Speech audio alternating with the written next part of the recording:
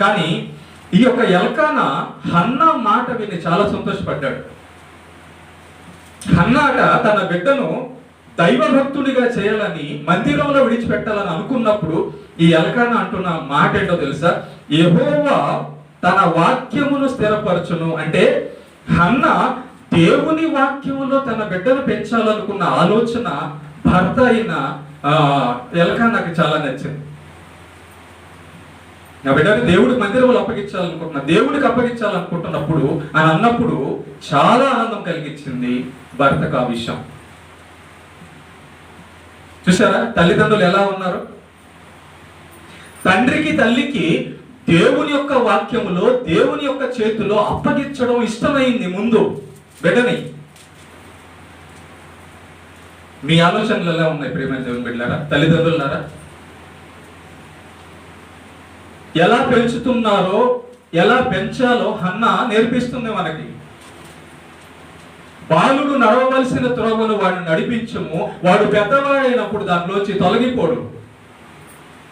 నడవవలసిన విధానం దేవుని యొక్క వాక్యంలో, దేవుని కొరకు బ్రతక. రే నీ సృష్టికర్త, నా సృష్టికర్త దేవుడురా. నువ్వు భూమి మీద బతుకున్నావంటే కారణము 10th క్లాస్ ఎగ్జామ్ రా అంటావా? ఈ భూమి మీద నువ్వు బతుకున్నావంటే డాక్టర్ కానవరా? నువ్వు భూమి మీద బతుకున్నావంటే గవర్నమెంట్ ఉద్యోగం రా అనలేదు. నువ్వు బతుకున్నావంటే, నేను బతుకున్నానంటే భూమి మీద కారణము దేవుడు అని అంటుంది అన్న సమూయేలుతో. ఓకే అంటూ తర్వాత వచ్చిన చదువుతాను. కాగా ఆమె అక్కడనే ఉండి తన కుమారునికి పాలు మాన్పించే వరకు అతన్ని పెంచుచుండెను. చూసారా? కాగా ఆమె అక్కడనే ఉండి తన కుమారునికి పాలు మాన్పించే వరకు అతనిని పెంచుచుండెను. ఎక్కడ పెంచుతుంది? ఏ విధానంలో పెంచుతుంది? ఎలా పెంచుతుంది అంటే, నేను బతికితే దేవుడి కోసమే బతకాలి, నా సృష్టికర్త దేవుడే, నేను దేవుని కోసమే బ్రతకాలి అనేటట్టుగా సమూయేలు యొక్క మనస్సుని ఈ యొక్క హన్నా వంచేస్తుంది అప్పుడే. ఎందుకంటే వాడు పెద్దోడైన తర్వాత వాడికి భక్తి పరిచయం చేస్తే వాడి లోపల నానా చెత్త అంతా లోపల హృదయంలో వెళ్ళిపోయి వాడికి మాట వినడం.